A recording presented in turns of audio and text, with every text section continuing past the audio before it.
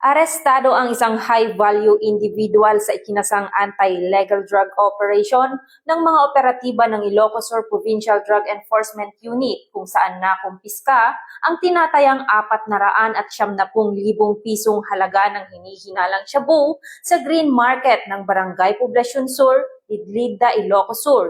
Nito lamang ika-25 ng Mayo taong kasalukuyan. Matagumpay ang operasyon sa pangunguna ng Ilocos Sur Provincial Drug Enforcement Unit, katuwang ang Lidlida MPS at iba pang unit ng pulisya.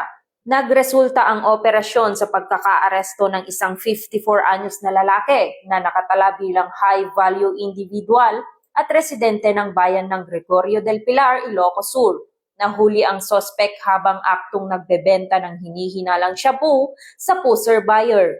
Nakumpiska mula sa sospek ang 4 na heat-sealed transparent plastic sachet na naglalaman ng hinihinalang shabu na may tinatayang kabuuang bigat 72.14 gramo at may standard drug price na 490,552 pesos, by bust money at iba pang personal na gamit. Ang sospek ay kasalukuyang nakadetene sa Lidlida MPS at ang nakumpiskang ebidensya ay nasa kustodiya na ng Ilocos Sur Provincial Drug Enforcement Unit para sa kaukulang dokumentasyon at pagsasampa ng kasong paglabag sa Republic Act 9165 o ang Comprehensive Dangerous Drugs Act of 2002.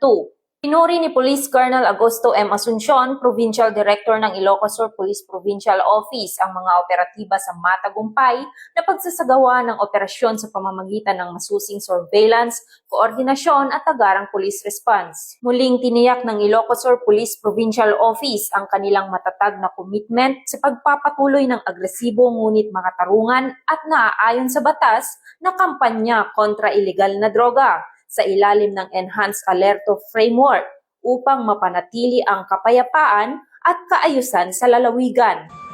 Mula dito sa Ilocos Region, ako ang inyong PNN Correspondent, Patrolwoman Nikki Lyra Barbero, alagad ng batas, tagataguyod ng balitang pulis.